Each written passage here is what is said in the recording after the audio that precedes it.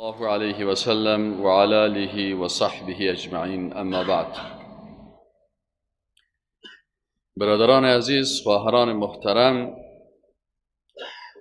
در سلسله خطبه‌های اسماء الله الحسنی امروز لفظ جلاله، لفظ الله سبحانه و تعالی را در این خطبه سرش بحث میکنم. در قسمت معنای لغوی لفظ جلاله علما میگن که خود دو نظر دارن. یک نظری است که لفظ جلاله الله وقتی که ما و شما میگیم این لفظ مشتق است. مشتق به این معنا که اینا میگن اصل ازی الاله بوده، اله، و وقتی که الف لام بالای داخل میشه این نام معرفه برای الله متعال میشه و معنای اله و معنای معبود است. معبود. و بعضی از علمای دیگه میگن که این نام که هست،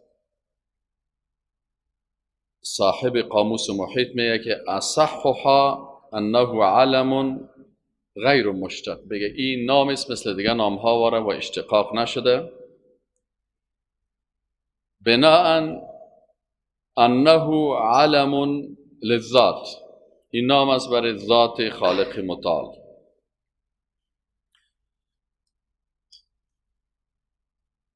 آله وقتی ما مسلمان ها در قسمت نام الله میم، اول ادب که با نام الله باید داشته باشیم، یک قاعده اساسی هست که هیچ نام ترجمه نمیشه. در تمام زبان ها قانون است که نام ترجمه نمیشه. شما اگر نامتان هر چیز است، اگر به هر مملکت میرین عربی گپ میزنین، انگلیسی گپ میزنین، فرانسوی گپ میزنین، نامتان ترجمه نمیکنین. این قانون است. پس وقتی که ما نام خود، نام مخلوق، نام ملائکه، نام پیغمبر ترجمه نمیکنیم، چرا این ادب در مقابل مخلوق مراعات میکنیم و این ادب در مقابل خالق متعال مراعات نشده؟ از این خاطر علما میگه که نام الله را به نام خدا یا به نام خدای یا به نام تختن یا به نام گاد یا به این نام ها ترجمه نکنیم. الله در قرآن بیان کرده نام خدا که الله است و رسول الله صلی الله علیه و سلم گفته است که من رسول الله هستم. و کلمه خدا در زبان فارسی به معنای صاحب است. کسایی که ادبیات دری خواندن به نام کت خدا و ناخدا و کشتیران و گپار استعمال میکنن. پس اینا آمدن کلمه مالک که به معنای صاحب است این را ترجمه کردن به خدا. اما خود لفظ جلاله را کس ترجمه کرده نمیتونه. به این خاطر انسان مسلمان باید این در نظر داشته باشه که عمو قسم که الله در قرآن گفته که الحمد لله رب العالمین، پس من مکلف هستم که الله را با مون نامی که خودش معرفی کرده و پیغمبرش برای ما معرفی کرده با مون نام یادش بکنیم. ادب با الله امی هست. بناء وقتی که ما میگیم الله، علما چی میگن؟ میگه ان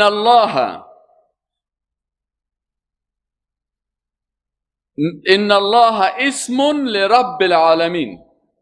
الله نام است با کی؟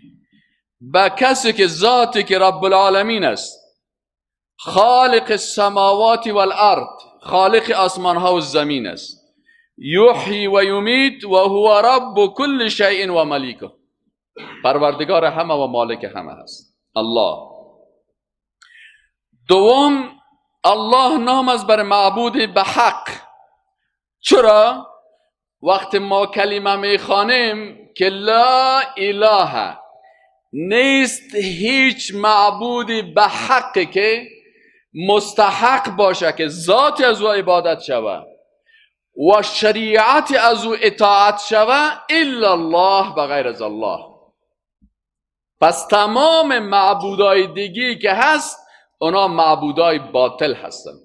اگر کسی ملائکه را عبادت میکنه معبودش باطل است. اگر کسی پیغمبر را عبادت میکنه معبودش باطل است. اگر کسی نبات یا درخت یا آفتاب یا مهتاب یا پیر یا ولی را یا انسان یا حیوان عبادت میکنه تمام از اینا معبودای باطل هستن. لا اله. از این خاطر انسان مسلمان اولین کلمه که با الله تعهد میکنه امی هست که تمام معبودای باطل اول رد میکنه. لا اله، نیست هیچ کسی، هیچ پیغمبره، هیچ ملائکه، هیچ شخصیت بزرگه، هیچ درخت، هیچ بت، هیچ نبات، هیچ آفتاب، هیچ مهتاب، هیچ جن، هیچ مخلوق مستحق از این است که عبادت شود ذاتش و اطاعت از شریعتش شود الا الله، بغیر از الله متعال. علامه رازی میگه الله، پرسانش کردن ما معنی الله. علامه رازی یکی از مفسرین بزرگ اسلام است. این میگه الله معناه انه الذي يستحق العباده، او ذاتی هست که مستحق عبادت است، بنابراین دیگران مستحق عبادت نیستند. و استحقاق العبادة لا يكون الا لمن يكون مستقلا بالایجاد والابداع. عبادت برای کسی میشه که او ایجاد کرده، این آسمانها را خلق کرده، این زمین خلق کرده، این بشر را خلق کرده، این مخلوقات را خلق کرده. سومین نقطه که ما و شما باید این قسمت بفهمیم که الله نام است که تمامی اسماء و صفات الله در او خلاصه شد. وقتی شما یک مرتبه میگین که یا الله، معنایش چی است؟ علما میگن شما اگر یک مرتبه میگین یا الله، یا میگین سبحان الله، یا میگین الحمدلله، یا میگین الله اکبر، وقتی که نام الله را یاد کردین به این معنا هست که تمام نامها و صفات الله را یاد کردین. وقتی گفتی یا الله به این معنا است که گفتی یا رحمان، یا رحیم، یا قدوس، یا ستیر، تمام اسما و صفات الله که ما و شما میفهمیم که در حدیث شریف آمده که نامهای الله اما نمیفهمیم کلشه. 99 تاش در قرآن و سنت ذکر شدن، اما رسول الله صلی الله علیه و سلم گفته هست که اونجا نامهای دیگی از الله هست که او را در علم غیب خود حفظ کرده. نامهای دیگی الله هست که او را به بعضی از مخلوقات خود گفته هست، برای ما و شما نگفتن، شاید بر ملائکه و پیغمبرای دیگه. پس وقتی ما به تمام اسما و صفات الله ایمان داریم، الله تمام اسما و صفات خود آورده در لفظ الله جاگزین ساخته. وقتی که یک دفعه یا الله میگین، الله را با تمام اسما و صفاتش. اما اگر 100 مرتبه خدا بگویی، 1000 مرتبه، زر مرتبه وای تختن، دا تا هیچ فایده نکی. خو که یو وری وای چی یا الله، الله ده هغه پر طول نمونه باندې یاد که. دیگه از علامه ابن قیم چی میگه؟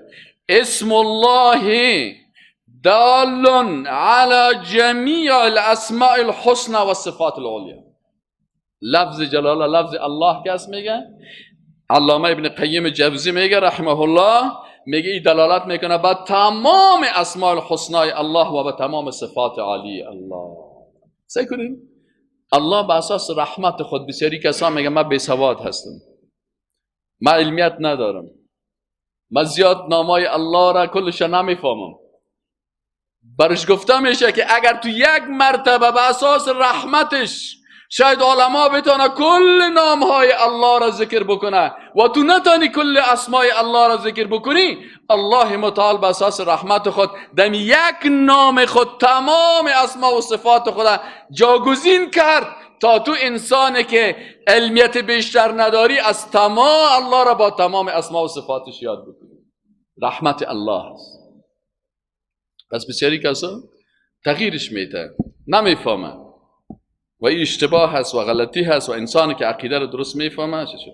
چهارمین نقطه ای که مسلمان ها در قسمت نام الله باید بفهمند، علامه ابن حجر عسقلانی میگه اسم الله و هو المألوه المعبود ولا سبیل للعباد الى معرفت عبادته الا من طریق رسوله علیهم الصلاة والسلام. الله او ذاتی هست که عبادتی از او فهمیده نمیشه مگر از طریق پیغمبرایش. اگر این الله را میخوایی که عبادت بکنی، راه درست عبادت از کدام یکی هست؟ عبادت خدا از طریق پیغمبرای خود بیان کرده. پس شما اگر میخواین عبادت الله را بکنین باید به طریقه رسول الله صلی الله علیه و سلم عبادت بکنین. از این خاطر او عبادتی که رسول الله صلی الله علیه و سلم نکرده او بدعت است و کل بدعت ضلاله. هر عبادتی که بعد از رسول الله صلی الله علیه و سلم مردم او را به نام عبادت گفتن و پیغمبر او را بیان نکرده، او دلالت و گمراهی هست. چرا؟ علامه ابن حجر عسقلانی رحمه الله میگه که و هو المألوه المعبود ولا سبیل و نیز راهی للعباد الى معرفت عبادته الا من طریق رسوله علیه الصلاة والسلام. عبادت از او را بغیر از طریقی پیغمبرایش از دیگر طریق تو نمیفهمی. اینا اگر کسی یک عبادت را از دل خود جور میکنه و او را نسبت میده به الله، ای در حقیقت انسان چرا گمراه است؟ به خاطر از اینکه افترا کرده. بدعتکار چرا بدعت بد است؟ بعضی کسا میگه چرا شما شله هستین، سر بدعت زیاد گپ میزنین. چرا بقدر؟ به خاطر از اینکه مردم بفهمه وقتی که یک عبادت پیغمبر ما صلی الله علیه و سلم عبادت نگفته، تو میوره بین مردم به نام عبادت معرفی میکنی، تو افترا تهمت کردی بالای الله، تهمت کردی بالای رسول الله صلی الله علیه و سلم. زیرا رسول الله صلی الله علیه و سلم هیچ عبادتی که عبادت امر الله بوده او را بدون تبلیغ نمانده. البته بسیار عبادت ها هست که مردم جور کردن. روز اول در خانه مرده نان خوردن. آیا همین غذایی که در خانه مرده پخته میشه در روز اول ایره بس به نیت عبادت میکنن یا نمیکنن؟ در جنازه کدام صحابی روز اولش برای مردم نام داده شده؟ روز دومش کدام بوده است؟ روز سومش کدام بوده است؟ بنان وقتی که اونا ایره عبادت نگفتن، تو ایره عبادت جور میکنی، افترا کردی بالای الله و رسولش. و علامه ابن حجر عسقلانی میگه که عبادت الله بغیر از طریقه پیغمبرایش از دیگر طریق فهمیده نمیشه. پس ما مکلفیت داریم وقتی که میخوایم یک چیز را نامش عبادت بگوییم، باید دوری چی کنیم؟ از طریقه رسول الله صلی الله علیه و سلم از او پیدا بکنیم و به او عمل بکنیم. در قرآن عظیم الشان اسم الله متعال معرفی شده در آیات زیاد. علما میگن که این یکی از نامهای الله هست که بیشتر حتی از 2200 مرتبه هم بیشتر در قرآن این نام ذکر شده. در هر صفحه قرآن که ببینید نام الله در صفحات قرآن همونجا هست. یک قرآن هست مثلا بعضی قرآن هست همون لفظ الله را به رنگ سرخ چاپ کردن. هر صفحه را که باز میکنید میبینید الله نام خدا بیان کرده. الله در صفحه قرآن میگه که من الله هستم. قل هو الله احد الله الصمد. شما چرا قل هو الله را به قل هو خدا تبدیل میکنید؟ بگوین قل هو الله احد الله الصمد لم یلد ولم یولد ولم یکن له کفوا احد. الله متعال خود در قرآن معرفی میکنه هو الذی خلق لكم ما فی الارض جمیعا. کی است الله؟ میگه او ذات است که آنچه که در زمین است برای شما خلق کردم. الله متعال لله ملک السماوات. الله معرفی میکنه، میگه خاص برای الله است مالکیت و تصرف آسمان ها و زمین. کابل الله نگاه میکنه، مزار الله نگاه میکنه، غزنی را الله نگاه میکنه، مکه و مدینه را الله نگاه میکنه، آسیا و اروپا و افریقا و انتارکتیکا و کلی از اینا را کی حفظ میکنه؟ الله. لله ملک السماوات والارض. شرک در تصرف دور کنین، مالک همه از اینا الله هست. یخلق ما یشاء. خلق میکنه هر چیز بخواسته باشه. یهب لمن یشاء اناثا. بر بعضی کسا الله میگه من دختر تحفه میتم. دختر تحفه الله هست، لور ده الله تحفه ده. حالا که الله بر تو دختر میتم، مخالفت با این میکنی که دختر داشته باشم. کسی که با دختر داشتن مخالفت میکنه، مخالفت با تحفه الهی هست. تحفه الله را قبول نمیکنه. الله میگه یهبو. الله برای بعضی کسا دختر تحفه میده. و یهب لمن یشاء اناثا. و برای بعضی کسای دیگه دختر یهب لمن یشاء. خب لله ملک السماوات والارض یخلق ما یشاء یهب لمن یشاء اناثا و یهب لمن یشاء الذکور. برای بعضی ها پسر میده. او یزوجهم ذکرانا و اناثا. یا برشان اردویش میده، برای بعضی ها دختر و پسر میده. و یجعل من یشاء عقیما. و بعضی ها را عقیم میسازه، هیچ برش اولاد نمیده. حالا در اینجا چی هست؟ خلق کننده دختر الله هست، خلق کننده پسر الله هست. ده زوی خالق الله ده، ده لور خالق الله ده. آل شما میفهمین که چند فیصد مردم به اساس همین آیت قرآن کافر میشه؟ یک تعداد کسای کافر میشه که برای خانم خود میگه خانم اگر این دفعه دختر آوردی من تو را طلاق میتم. یعنی خالق دختر تو هستی، صفت ربوبیت الله را به کی داد؟ به خانم خود داد. شریک ساخت خانم خدا با الله. این شرک در ربوبیت میده. بعضی خلق دی ده الله پر ربوبیت که مشرک کیگی. خپل خزی توایی که داوری در لور راوڑا نو طلاق بایی. معنای چه ده؟ معنای داده چه؟ یعنی ده خزا کول ایستی چه؟ لور تبدیل که زوی تا خالق دیده خزا میده. دیتا شرک به ربوبیت کی وایی. الحمدلله رب العالمین په جماعت کی وایی. خب بیا الته ده الله تحفه نمانی. ده لور نوم ده چه ده؟ وای ده لور نوم بسیده ده. بس ده خدای نور مرا کوه. انا لله و انا الیه راجعون. نام دخترش بس بی بی هست. پرسانش میکنی چرا نام دخترت بسیده ماند؟ یعنی کسایی که نام دخترشان بسیده هست، بسوگه هست، بس بی بی هست. مازیا پرسان میکنیم بسیار وقت میگیم خوری در لور نوم دیوالی دستی خدا وای پلار ویل چه بس در لور. او ما توایی که بلوری در لور پیداسی بیادی طلاق خوام. از دست سرانی نپویی چه؟ آیا خالق دیده لور الله ده که دیده خزی؟ دیر خلق شرک مبتلا دی. ده آخرات پورز با ابو جهل سر حشر سی. ده ابو جهل عقیدم لدین خو اخب مشرک و به عبادت که ولا ان سألتهم من خلق السماوات والارض. اگر از ابو جهل پرسان میگه دی قرآن میگه که اگر از ابو جهل و ابو لهب و همون مشرکین خطرناک قریش که دوزخی هستن اونما هم میگه در ربوبیت شرک نداشتن. ولا ان سألتهم من خلق السماوات والارض. از بهشان پرسان میگه دی خالق آسمان ها کی است؟ لیقولن الله. حتما ابو جهل میگه خالق آسمان ها و زمین الله هست. ابو لهب میگه خالق آسمان ها و زمین الله هست. آلی کسی که امروز میگه من مسلمان هستم حتی در ربوبیت الله خانم خدا شریک میزده و نمیفهمم. از ابو جهل هم که خدا بدتر ساخته. بسیار خطرناک است. از این خاطر ما مجبور شدیم در عقیده در خطبه ها گفتیم باید هر نام الله تشریح شود تا مردم الله را بشناسه. الله خالق آسمان ها و زمین است. الله هست که دختر میته، الله هست که بچه میته، الله هست که اردویش میته، الله هست که بر بعضی کسا رو عقیم میسازه. خب اگر یک کس را عقیم ساخت،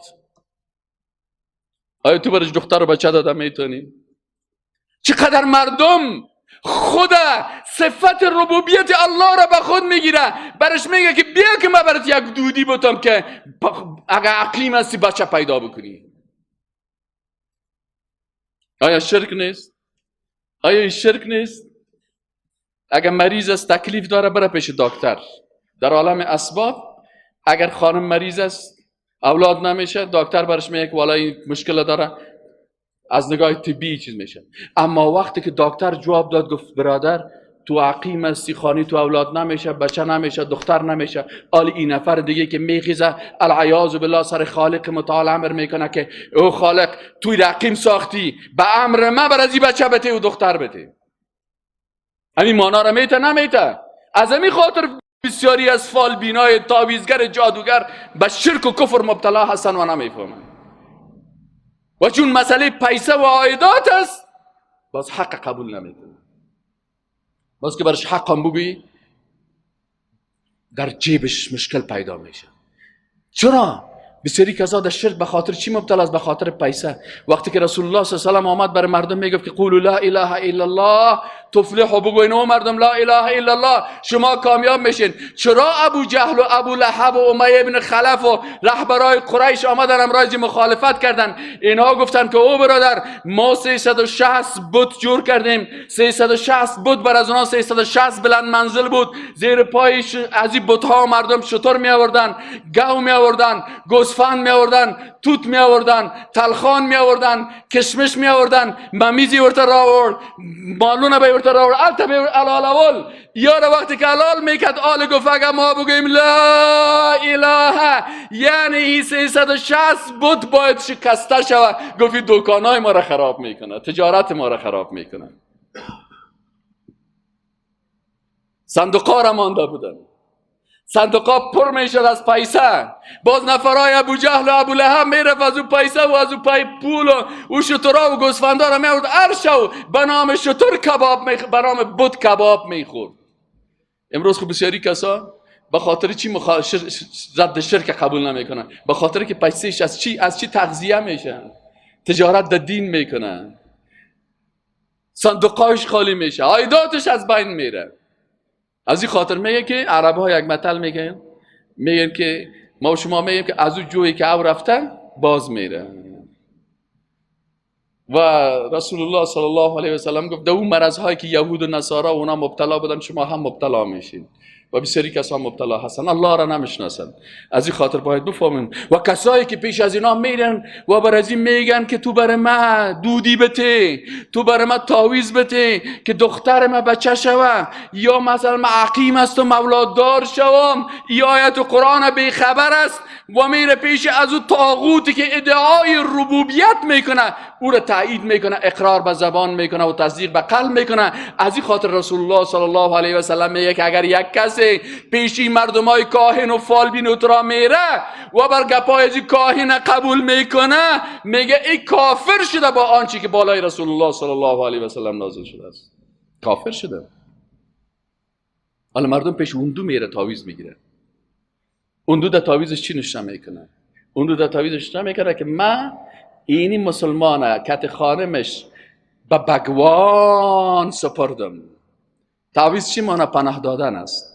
عوذ یعوذ تعویذا، فلان شخص پناه داد. آلی ایسه که اون دو بکی پناه میته.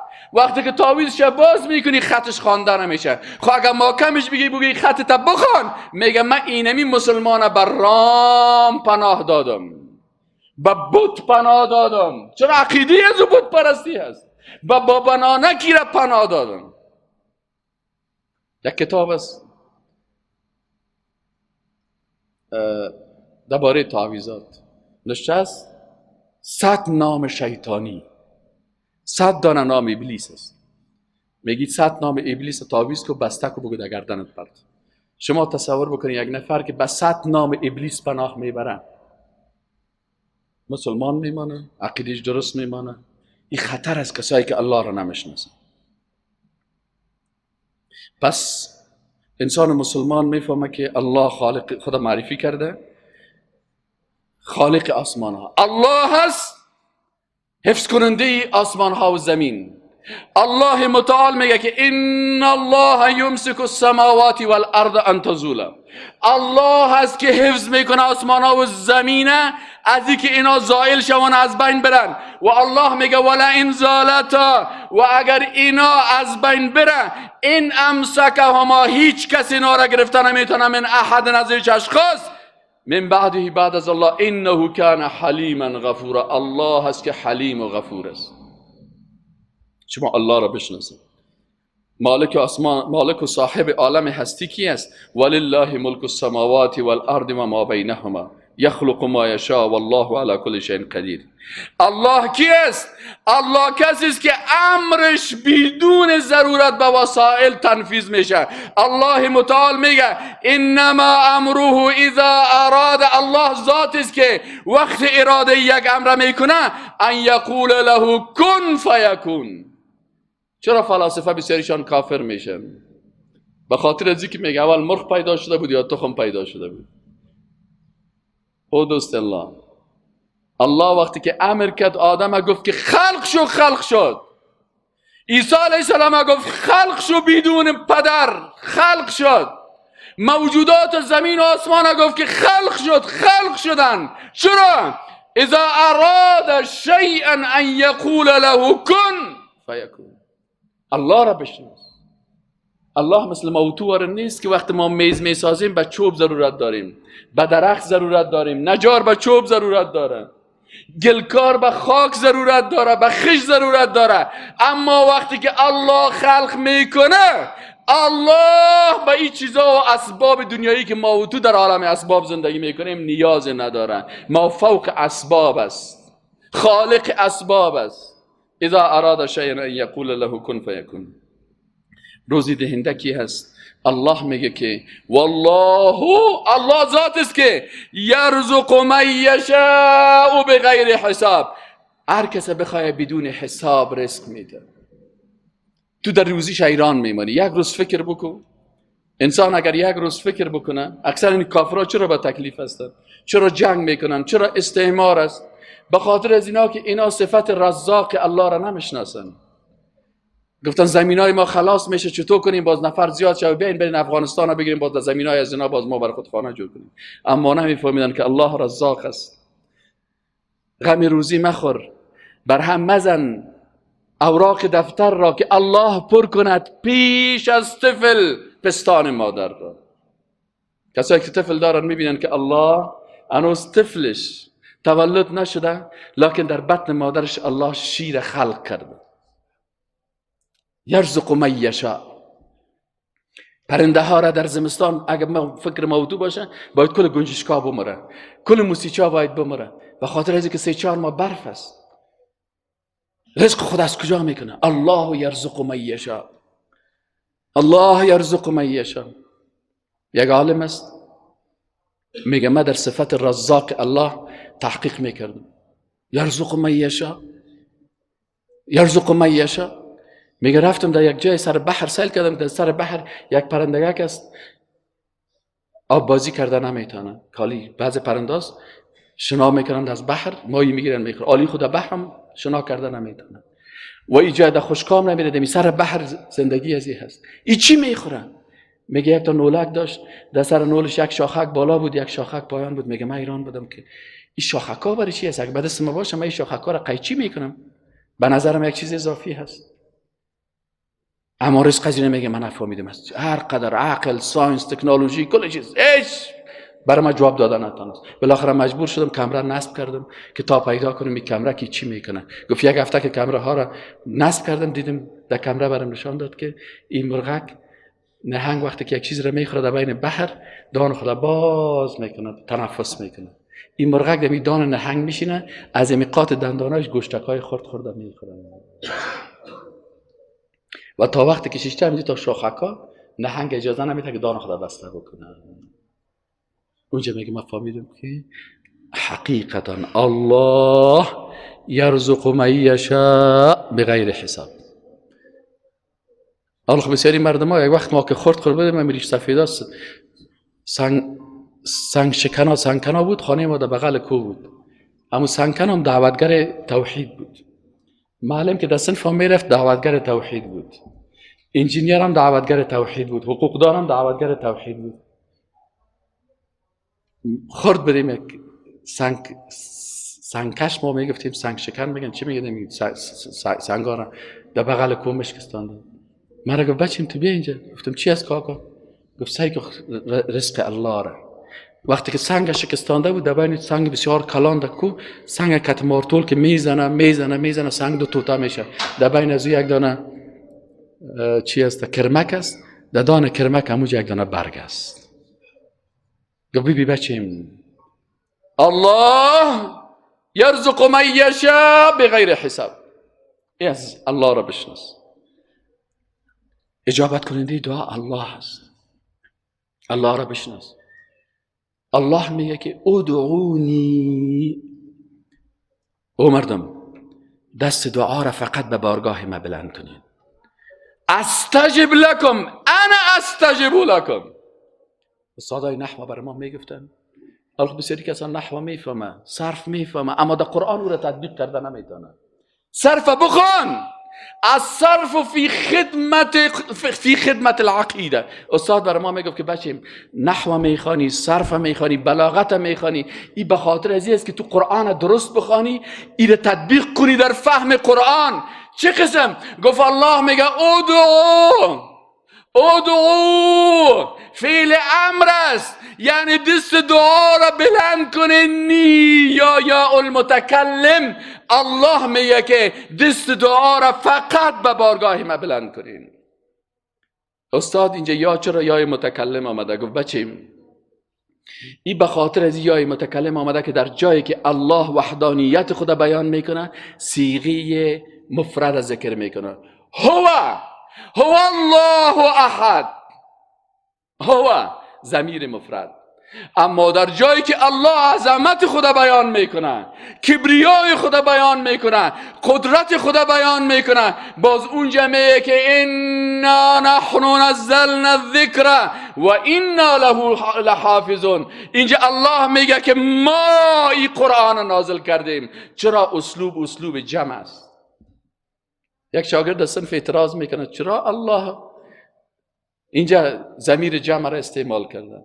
ما گفتم دو ادب یاد بگی. اول در قرآن چرا نگو، چرا بیادبی هست، بگو حکمت چی هست. دوم شما پدرتون چی میگین؟ گفت بر پدر تو میگی یا شما؟ گفت شما میگم. چند تا پدر داری؟ گفت یک تا پدر. تو برش بگو. گفت نه اسلوب تعظیم است. در عربی هم اسلوب تعظیم است. الله جایی که عظمت خدا بیان میکنه، قدرت خدا بیان میکنه. گفت وقتی که بر ملائکه میگه و اذ قال ربک للملائکه انی جاعل فی الارض خلیفه، باز در جای دیگه میگه که بر ملائکه میگه و قلنا یا آدم اسکن انت و زوجک الجنه. در اینجا چرا الله متعال میگه بر ملائکه گفتیم که و یا اذ قلنا للملائکه، اذ قلنا ما گفتیم بر ملائکه اسجدوا لآدم. گفتم به خاطر از این میگه که ضمیر جمع را الله استعمال میکنه که او ملائکه هایی که شما ملک جبال هستین. ملک جبال ملائکه است که کو مثل ما و تو که در دست ما خشت بگیریم، دست خانه مرچه را بزنیم، این ملک الجبال در دست ازی اینمی کو به اندازه یک خشت است. قدر این ملائکه بزرگ است. از این خاطر رسول الله صلی الله علیه و آله میگه وقتی که ما ملک وحی را دیدم، میگه بسیار بزرگ، سرش در آسمان میخورد. این بزرگی هست. از این خاطر وقتی که ملک الموت برش گفته میشه بعضی کسا برش سوال پیدا میشه، ما به خاطر از این میگم که شبهات زیاد ایجاد میکنن. مثلا ملک الموت یک دانه کرگک از در بین از این کره توپ چی است؟ مرچه ها هست. تو در بالا سر می کره ششتی برات بگه که در شمال از می بکش 20 تا مرچه را ترق ده یک دستمش کشش، در این طرفش 20 تا دیگه شه میکشی. اینمی کره زمین در مقابل ملک الموت مثل چی است؟ مثل یک توپ پیش روش ماندگی هست. حالا که برش امر میگه که در شمال 100 نفر بکش، یک بوکس که زد 100 نفر یک دفعه چیز میشن. در شرقش 200 نفر بکش، مثل که تو را بگوید که در این کره مرچه ها هست، بر تو مشکل است. چپک و خانه مرچه ها، یک دانه خشت بگیری همین خانه مرچه را از بیخ برش گدوت میکنی. پس ما و تو در مقابل ملائکه مثل چی هستیم؟ مثل مرچه هستیم. الله میگه برای ملائکی که این ملکه که برای تو بسیار کلان هست، وقتی که ما برش امر بکنم که او ملک با همین بزرگی سجده کو برای آدم، فسجد الملائکه کلهم اجمعون، تمام ملائکه چی میکنن؟ با بزرگی خود به یک آدم خاکی بسیار خرد کوچک در مقابل ازی چی میکنن؟ برش احترام میکنن به امر الله. چرا که امر الله هست. وقتی گفت سجده کو، امر شد از طرف الله. بر ما تو گفته سجده نکو، بر ما تو گفته به آفتاب سجده نکو، به مهتاب سجده نکو، به مخلوق سجده نکو، برای هیچ کس. از این خاطر در دین ما و شما، در شریعت رسول الله صلی الله علیه و سجده احترام نیست. رسول الله صلی الله علیه و گفت در امتهای سابقه سجده احترام بود. مثلا یک کسی برای احترام یک کسی دیگه برش سجده میکرد، رسول الله صلی الله علیه و گفت در شریعت ما سجده نیست. سجده فقط مخصوص کی است؟ مخصوص الله است. اگر سجده احترامی بود، ما خانم ها را میگفتم که به شوهرایتان نه به حساب عبادت، به حساب احترام سجده بکنیم. اما چون سجده احترام نیست، ما به خانم های امر نمیکنم. این سجده احترام است. اجابت کننده دعاها الله هست، شفا دهنده مخلوقات الله هست. الله را بشناسیم. ابراهیم علیه السلام میگه، الله در قرآن عظیم الشان میگه که ابراهیم علیه السلام میگفت و اذا مرضت، وقتی که من مریض شوم، فهو یشفین. آل حکمت چی هست؟ سوال میکنیم از این آیت قرآن چی درس بگیریم؟ حکمتی است همیشه وقتی که آیت قرآن میخوانین از حکمتش پرسان کنین. حکمت چی است که الله متعال سخن ابراهیم علیه السلام در قرآن میاره و میگه که ابراهیم علیه السلام گفت و اذا مرضت فهو یشفین. چرا؟ حکمتش چی است؟ حکمتش دیگه است که الله متعال برای ابراهیم علیه السلام میگه برای ما و شما که ببینید که ابراهیم علیه السلام پیغمبر بود. بعضی کسا افراط میکنن در پیغمبر، میگه پیغمبر شفا میده، میگه اولادی پیغمبر شفا میده. ابراهیم علیه السلام هم خودش پیغمبر بود، هم دو بچهش پیغمبر بود، اسماعیل و اسحاق، هم نواسه هایش پیغمبر ها بودن، دعایش قبول شد. هم محمد رسول الله صلی الله علیه و سلم از اولاد ابراهیم علیه السلام. این پدر پیغمبرها، خودش پیغمبر اولو العزم، پدر پیغمبرها، پدر کلان پیغمبرها. این عقیده خود بیان میکنه که من خودم اذا مرضت، وقتی که من مریض شوم کی مرا شفا میده؟ الله. پس شما هم الله را بشناسین. شما خود میگین در ملت ابراهیم علیه السلام هستین. وقتی که تو در ملت ابراهیم هستی، پس ابراهیم علیه السلام خود میگه وقتی که من مریض شوم مرا الله شفا میده. تو چرا امیر قبول نداری که بگویی که بله مرا الله شفا میده؟ تو خود گاهی در سنگ خود میشقانی، گاهی در چوب خود میشقانی، گاهی پیش درخت خود میری میچسبانی، گاهی به بربو اسپند ایمان پیدا میکنی که این مرا شفا میده. از یک دکتر موحد، دکتر است، دکتر طب، لکن یک تا پرست است. گفتم دکتر سه شما خود شفاخانه تا نوشته کردین شفا خانه، در اون طرف خود رفتم نوشته بود مرده خانه. این چه قسم؟ اینجا نوشته کردین شفا خانه، باز اینجا نوشته کردین مرده خانه. گفتیم ما به خاطر ازی که بر مردم بفهمانیم که شفا به دست ما دکتران نیست. ما دوا میتیم در عالم اسباب، ما عملیات میکنیم در عالم اسباب. شافی الامراض کی است؟ الله هست. اگر الله برای شفا داد از این دروازه رخصتش میکنیم، اگر الله برای شفا نداد ما غرض نداریم، مردخانه تیار داریم اونجا تا بفهمیم که شفا به دست ما نیست. همینا هم میشم که شفاخانه هر کس مانده کدام به عقل بدن. باید میگه که معالجه خانه، تداوی خانه، شفا خانه نیست. چرا بسیار کسا می از پیش زیر دست ما باز عملیات از بین میرن. پس الله خود معرفی میکنه کی است؟ شفا دهنده کی است؟ الله است. پس الله را بشناسین که الله شفا دهنده است. الله پناه دهنده هست. الله در قرآن بر رسول الله صلی الله علیه و سلم میگه که قل اعوذ برب الناس.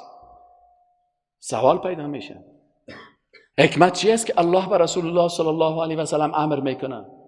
حکمتی است که الله برای رسول الله صلی الله علیه و سلم میگه ای پیغمبر بگو بر مردم من که پیغمبر هستم، من که رحمت للعالمین هستم، من که حبیب الله هستم، خودم به الله پناه میبرم. چرا در عصر جاهلیت بعضی مردم ها با بتها پناه میبردن؟ مردم قریش پیش بتها میرفتن. یه اشخاص بسیار خوب هستند، اولیاء الله هستند، دوستای الله هستند، مجسمه پیغمبرها هست، مجسمه اولیاء الله هست، پناه میبردن. بعضی کسا به قبرها پناه میبردن، بعضی کسا به جنها پناه میبردن. و انه کان رجال من الانس یعوذون برجال من الجن. بعضی از مردها بودن که به جنها پناه میبردن، بعضی ها به نباتات پناه میبردن، بعضی ها به درختها پناه میبردن، بعضی ها به بربو و به اسپند پناه میبردن. الله به رسول الله صلی الله علیه و سلم برش گفت که بگو مبرتان من که پیغمبر الله هستم، به من پناه نبرین. من خودم به کی پناه میبرم؟ به رب العالمین پناه میبرم.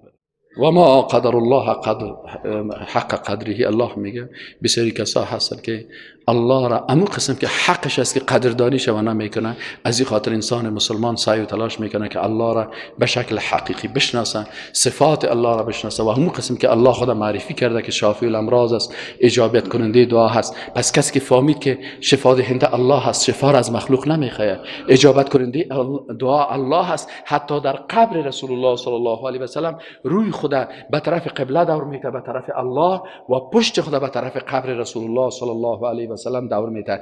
این بی ادبی به رسول الله صلی الله علیه و سلم نیست، این ادب است با رسول الله صلی الله علیه و سلم، چون خودش تعلیم داده که شما به این آیت قرآن عمل کنین که ادعونی، دست دعا را به کی بلند بکنین؟ به الله. پس وقتی که تو روی به طرف قبله دور میتی، در حقیقت اطاعت از رسول الله صلی الله علیه و سلم کردیم.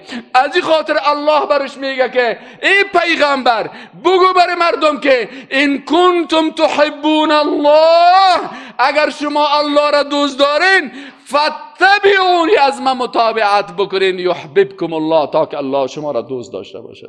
پس وقتی که اطاعت از رسول الله صلی الله علیه و سلم کردی، این اطاعت از رسول الله صلی الله علیه و سلم است. بعضی کسا میگه بی ادبی هست، بی ادبی نیست. وقتی که تو دست دعا را به بارگاه الله بلند میکنی، روی تا به طرف قبله میکنی، پشت تا به طرف قبر رسول الله صلی الله علیه و سلم میکنی، به اساس چی میکنی؟ به اساس امر الله میکنی که الله میگه ادعونی، دست دعا به بارگاه ما بلند کنین، استجب لکم، ما براتون اجابت میکنم. در آیت دیگه قرآن خود رسول الله قرآن بالایش نازل شده، خود رسول الله صلی الله علیه و سلم این قرآن بر ما تبلیغ کرده. خود رسول الله صلی الله علیه و سلم بر ما تبلیغ میکرد که الله میگفت کی هست که اجابت کنه؟ انسانی که در حالت مشکلات است. اما یجیب المضطر اذا دعا، او کی هست؟ کدام ملائکه میتونه، کدام پیغمبر میتونه، کدام مخلوق میتونه که وقتی تو در حالت اضطراری و سختی قرار داری که سختی های تو را از بین ببره و یکشف السوء و این مشکلات تو را رفع بکنه؟ این کسی که میتونه هو الله. کی است؟ الله است. هو الله الذي لا اله الا هو الملك القدوس السلام المؤمن المهيمن العزيز الجبار المتكبر. این کلش صفات الله است.